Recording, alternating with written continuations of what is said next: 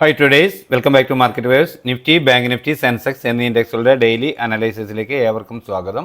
പതിവ് പോലെ ഇന്നും നിഫ്റ്റി എങ്ങനെ ട്രേഡ് ചെയ്യാൻ കഴിഞ്ഞു എന്ന് പരിശോധിക്കാം. ആദ്യം 21/2/2025 വെള്ളിയാഴ്ച 22,764 എന്ന ലെവലിൽ ക്ലോസ് ചെയ്തിരുന്ന നിഫ്റ്റി ഇന്ന് ഓപ്പൺ ആയത് 22,611 എന്ന ലെവലിലാണ്. അതായത് ഏതാണ്ട് 153 പോയിന്റിൻ്റെ ഗ്യാപ് ഡൗൺ. നമ്മൾ ചാർട്ടുമായിട്ട് തട്ടിച്ച് നോക്കുമ്പോൾ അത്രയും ഗ്യാപ് ഡൗൺ ആയിട്ടാണ് നിഫ്റ്റി ഓപ്പൺ ആയത്. എന്നാൽ ഓപ്പണായ ആദ്യത്തെ 5 മിനിറ്റിൽ നിഫ്റ്റി വളരെ പെട്ടെന്ന് തന്നെ ഒരു അപ്പ് മൂവ്, അത് പ്രോഫിറ്റ് ബുക്കിംഗ് ആവാം, ഷോർട്ട് കവറിങ് ആവാം. എന്നാൽ നമ്മൾ രേഖപ്പെടുത്തിയിരുന്ന 2 ലെവലുകൾക്ക്, ഓപ്പൺ ആയിടത്തു നിന്നും 2 ലെവലുകൾക്ക് മുകളിൽ വരെ എത്തിയെങ്കിൽ പോലും അവിടെ നിന്നും വീണ്ടും കിട്ടിയ ഡിക്ലൈനൊന്നും ബൈ ചെയ്യാൻ പറ്റുന്നതല്ലായിരുന്നു. എന്നാൽ സെല്ലിംഗ് തന്നെയാണ് നമുക്ക് ഇൻഡിക്കേഷൻ ചെറിയ ടൈം ഫ്രെയിമിൽ തന്നുകൊണ്ടിരുന്നത്. ആ നിലയ്ക്ക് ഒരു പുട്ട് ഓപ്ഷൻ ബൈ ചെയ്ത് ഡേയ്സ് ഹൈ സ്റ്റോപ്പ് ലോസ് ആയി കൊടുത്ത ഏതൊരാൾക്കും അതുവരെ രേഖപ്പെടുത്തിയ ഡേയ്സ് ലോ, അതായത് ഓപ്പൺ ചെയ്ത ലെവൽ, അതിന് താഴോട്ട് ബ്രേക്ക് ചെയ്യുക. അപ്പോൾ നമ്മുടെ പ്രധാന സപ്പോർട്ട് ലെവൽ, ആ ലെവലിലോട്ട് വളരെ നല്ല ട്രേഡ് കിട്ടി. എന്നാൽ ഈ സപ്പോർട്ടിൽ നിന്നും നമ്മൾ രേഖപ്പെടുത്തിയിരുന്ന ഈ ലെവലിൽ നിന്നും ഒരു അപ്പ് മൂവിന് സാധ്യമാവാതെ തന്നെ അടുത്ത ലെവലിലോട്ട് പ്രൈസ് മൂവ് ചെയ്യുകയാണ് ചെയ്തത്. എന്നാൽ ഈ ഏരിയയിൽ കൺസോൾഡേറ്റ് ചെയ്ത് ഈ ലെവലിൽ നിന്നും ചെറിയ ഒരു അപ്പ് മൂവ്, അത് കോൾ ഓപ്ഷൻ ബൈ ചെയ്ത് പ്രോഫിറ്റ് എടുത്തവരുണ്ട്. എന്നാൽ വീണ്ടും കിട്ടിയേക്കാവുന്ന അപ്പ് മൂവിൽ അതുവരെ രേഖപ്പെടുത്തിയ ഡേയ്സ് ഹൈ അപ്പർ സൈഡിലേക്ക് ബ്രേക്ക് ചെയ്യാതെ ചെറിയ ടൈം ഫ്രെയിമിലെ ക്യാൻഡിൽ പാറ്റേണിൽ സെല്ലിംഗ് ഡയറക്ഷൻ നൽകുമ്പോൾ പുട്ട് ഓപ്ഷൻ തന്നെ ബൈ ചെയ്ത് ഡേയ്സ് ഹൈ സ്ട്രിക്റ്റ് ആയ സ്റ്റോപ്പ് ലോസ് ആയി കണക്കാക്കാം. അതിന് പകരം നമുക്ക് ഈ ലെവലിൽ വേണേലും സ്റ്റോപ്പ് ലോസ് കണക്കാക്കാവുന്നതാണ്. എങ്കിലും ഇതിങ്ങനെയാണ് നമ്മൾ സാധാരണ ഒരു പ്ലാൻ ചെയ്യുക. അങ്ങനെയെങ്കിൽ ലഭിക്കേണ്ടുന്ന ടാർഗറ്റ് അതുവരെ രേഖപ്പെടുത്തിയ ലോ, എന്നാൽ ആ ലോ തരാൻ കുറച്ച് സമയമെടുത്തു. എങ്കിലും കൃത്യമായും അത് ബ്രേക്ക് ചെയ്ത് വീണ്ടും ക്ലോസ് ആയി. പിന്നെയും അപ്പ് മൂവ് കിട്ടി, കോൾ ഓപ്ഷൻ ബൈ ചെയ്തവരുണ്ടാവാം.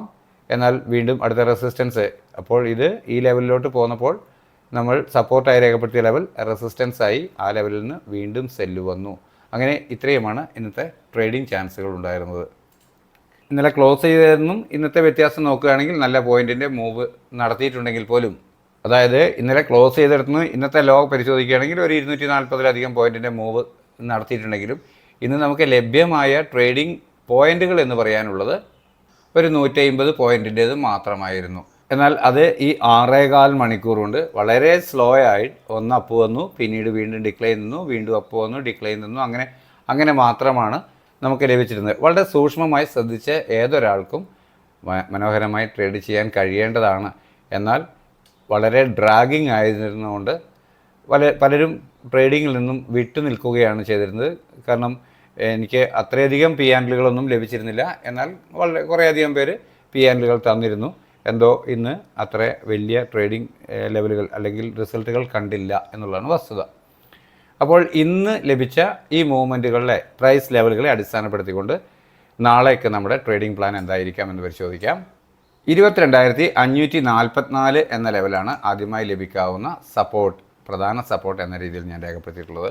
തൊട്ടു താഴെയായി 531 എന്ന വളരെ ക്ലോസ് ആയ ഒരു മൈനർ സപ്പോർട്ട് കൂടി രേഖപ്പെടുത്തിയിട്ടുണ്ട്.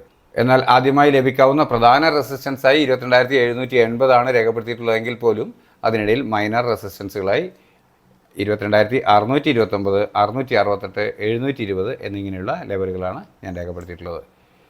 അപ്പോൾ നാളെ ഇവിടെ ഒരു ഫ്ലാറ്റ് ഓപ്പണിംഗ് ആണ് ലഭിക്കുന്നതെങ്കിൽ അതിനുശേഷം ചെറിയ ടൈം ഫ്രെയിമിലെ ക്യാൻഡിൽ പാറ്റേണിൽ പ്രൈസ് ആക്ഷൻ പ്രകാരം അപ്വേർഡ് ഡയറക്ഷൻ നൽകുകയാണ് ചെയ്യുന്നതെന്ന് ഫീൽ ചെയ്താൽ ഞാൻ ഒരു കോൾ ഓപ്ഷൻ ബൈ ചെയ്ത് അതുവരെ രേഖപ്പെടുത്തിയ ഡേയ്സിലോ അതല്ലെങ്കിൽ തൊട്ട് താഴെയുള്ള ഒരു സപ്പോർട്ട് ലെവൽ ഏതോ അത് സ്റ്റോപ്പ് ലോസ് ആയി കണക്കാക്കി അപ്വേർഡ് ഡയറക്ഷനിൽ ട്രേഡ് ചെയ്തേക്കാം.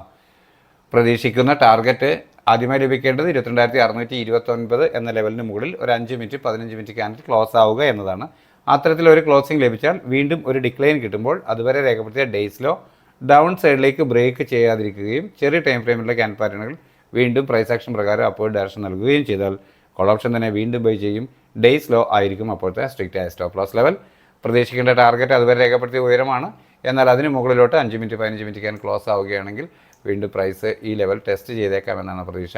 അത്തരത്തിൽ ഓരോ ലെവലുകൾക്ക് മുകളിലോട്ട് ക്ലോസിംഗ് ലഭിക്കുകയാണെങ്കിൽ ബൈ ഓൺ ഡിപ്പ് എന്ന സ്ട്രാറ്റജി ഉപയോഗിച്ച് പുതിയ നാളെ മാർക്കറ്റ് തരാവുന്ന ട്രെയിലിംഗ് സ്റ്റോപ്പ് ലോസുകളെ കണ്ടെത്തി അവ സ്റ്റോപ്പ് ലോസ് ആയി കണക്കാക്കിക്കൊണ്ട് അപ്പോൾ ഡയറക്ഷനിൽ ട്രേഡ് ചെയ്യാം എന്നാണ് ഞാൻ പ്രതീക്ഷിക്കുന്നത്. എന്നാൽ ഫ്ലാറ്റ് ഓപ്പണിങ്ങിന് ശേഷം ചെറിയ ടൈം ഫ്രെയിമിലുള്ള ക്യാൻഡിൽ പാറ്റേണും സെല്ലിംഗ് ഡയറക്ഷൻ നൽകുന്നു എന്ന് ഫീൽ ചെയ്താൽ അതുവരെ രേഖപ്പെടുത്തിയ ഡേയ്സ് ഹൈ അതല്ലെങ്കിൽ തൊട്ട് മുകളിലുള്ള റെസിസ്റ്റൻസ് ലെവൽ ഏതോ അതിനെ ഒരു പ്രധാന സ്റ്റോപ്പ് ലോസ് ആയി കണക്കാക്കിക്കൊണ്ട് ഡൗൺ സൈഡിലേക്ക് ട്രേഡ് ചെയ്യും. ലഭിക്കേണ്ട ആദ്യത്തെ ടാർഗറ്റ് ഇന്നത്തെ ലോയ്ക്ക് താഴെ ഒരു 5 മിനിറ്റ് 15 മിനിറ്റ് ക്യാൻഡിൽ ക്ലോസ് ആവുക എന്നത് തന്നെയാണ്.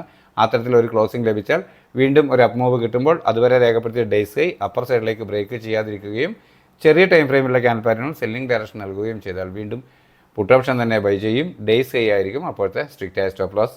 പ്രതീക്ഷിക്കേണ്ട ടാർഗറ്റ് അതുവരെ രേഖപ്പെടുത്തിയ ലോയാണ്. എന്നാൽ അതിന് താഴോട്ട് പ്രൈസ് ഒരു 5 മിനിറ്റ് 15 മിനിറ്റ് ക്യാൻഡിൽ ക്ലോസ് ആവണമെങ്കിൽ ഗ്രാജുവലി പ്രൈസ് ഡൗൺ സൈഡിലേക്ക് വന്നേക്കാം എന്നാണ് പ്രതീക്ഷിക്കുക.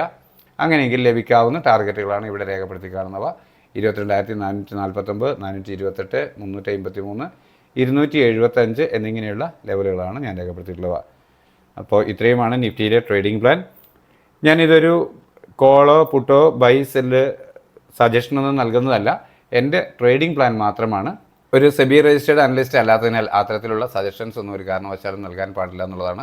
ഇത് പഠനാർത്ഥം മാത്രമാണ് അപ്ലോഡ് ചെയ്യുന്നത്. നിങ്ങൾക്കും ഇത് പരിശോധിച്ച് നോക്കി ഗുണകരമാണ്, പഠനത്തിന് നിങ്ങളുടെ പഠനത്തിനും സാധ്യമാകുന്നു എന്ന് തോന്നിയാൽ പ്രയോജനപ്പെടുത്തുക. എന്നാൽ റിസ്ക് പൂർണ്ണമായും നിങ്ങളുടേതാണ്. ഗുണകരമാണെന്ന് തോന്നിക്കഴിഞ്ഞാൽ നിങ്ങളുടെ സുഹൃത്തുക്കളായ ട്രേഡേഴ്സിനും ഷെയർ ചെയ്ത് കൊടുക്കുക, സപ്പോർട്ട് ചെയ്യുക. അപ്പോൾ ബാങ്ക് നിഫ്റ്റിയിൽ ഏതാണ് ലെവലുകൾ എന്ന് പരിശോധിക്കാം. 48,620 ആദ്യമായി ലഭിക്കാവുന്ന സപ്പോർട്ട് എന്ന രീതിയിൽ രേഖപ്പെടുത്തിയിട്ടുള്ളത്. എന്നാൽ 48,993 എന്ന ലെവലാണ് ആദ്യമായി ലഭിക്കാവുന്ന ഒരു പ്രധാന റെസിസ്റ്റൻസായി രേഖപ്പെടുത്തിയിട്ടുള്ളത്. അതിന് ഇടയിൽ 48,860 എന്ന ഒരു മൈനർ റെസിസ്റ്റൻസും രേഖപ്പെടുത്തിയിട്ടുണ്ട്. തൊട്ട് മുകളിലോട്ടായി ഈ ലെവലുകൾ നിങ്ങൾക്ക് കാണാമെന്ന് കരുതുന്നു. ഒരു ഫ്ലാറ്റ് ഓപ്പണിംഗ് നൽകിയതിനു ശേഷം ചെറിയ ടൈം ഫ്രെയിമിലുള്ള ക്യാൻഡിൽ പാറ്റേണുകൾ പ്രൈസ് ആക്ഷൻ പ്രകാരം അപ്വേർഡ് ഡയറക്ഷൻ നൽകുന്നു എന്ന് ഫീൽ ചെയ്താൽ അതുവരെ രേഖപ്പെടുത്തിയ ഡേയ്സിലോ അതല്ലെങ്കിൽ തൊട്ട് താഴെയുള്ള സപ്പോർട്ട് ലെവൽ ഏതോ അതിനെ സ്റ്റോപ്പ് ലോസ് ആയി കണക്കാക്കിക്കൊണ്ട് അപ്വേർഡ് ഡയറക്ഷനോട്ട് ട്രേഡ് ചെയ്യും. ആദ്യം ലഭിക്കേണ്ട ടാർഗറ്റ് ഈ ലെവൽ തന്നെയാണ്. ഇതിന് മുകളിൽ ഒരു 5 മിനിറ്റ് 15 മിനിറ്റ് ക്യാൻഡിൽ ക്ലോസ് ആവുകയാണെങ്കിൽ വീണ്ടും ഒരു ഡിക്ലൈൻ കിട്ടുമ്പോൾ അതുവരെ രേഖപ്പെടുത്തിയ ഡേയ്സിലോ ഡൗൺ സൈഡിലേക്ക് ബ്രേക്ക് ചെയ്യാതിരിക്കുകയും ചെറിയ ടൈം ഫ്രെയിമിലുള്ള ക്യാൻഡിൽ പാറ്റേണുകൾ പ്രൈസ് ആക്ഷൻ പ്രകാരം വീണ്ടും അപ്വേർഡ് ഡയറക്ഷൻ തന്നെ നൽകുന്നു എന്ന് ഫീൽ ചെയ്താൽ കോൾ ഓപ്ഷൻ തന്നെ ബൈ ചെയ്യും.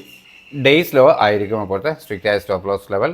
പ്രതീക്ഷിക്കേണ്ട ടാർഗറ്റ് അതുവരെ രേഖപ്പെടുത്തിയാൽ ഉയരമാണ്. എന്നാൽ അതിന് മുകളിലോട്ട് പ്രൈസ് 5 മിനിറ്റ് 15 മിനിറ്റ് ക്യാൻഡിൽ വീണ്ടും ക്ലോസ് ആകുന്നു എന്ന് വന്നാൽ തുടർന്ന് ഈ ലെവലുകൾ ടെസ്റ്റ് ചെയ്തേക്കാം എന്നാണ് പ്രതീക്ഷിക്കുന്നത്.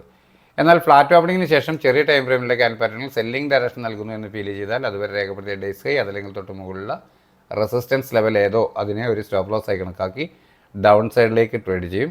പ്രതീക്ഷിക്കുന്ന ആദ്യത്തെ ടാർഗറ്റ് ഈ ലെവലിന് താഴെ 48,368 എന്ന ലെവലിന് താഴെ ഒരു 15 മിനിറ്റ് ക്യാൻഡിൽ കൃത്യമായി ക്ലോസ് ആവുക എന്നത് തന്നെയാണ്.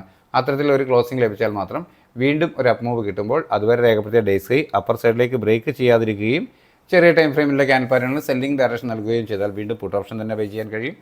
ഡേയ്സ് ഹൈ ആയിരിക്കും അപ്പോഴത്തെ സ്ട്രിക്റ്റ് ആയ സ്റ്റോപ്പ് ലോസ് പോയിന്റ്. പ്രതീക്ഷിക്കേണ്ട ടാർഗറ്റ് അതുവരെ രേഖപ്പെടുത്തിയ ലോയാണ്.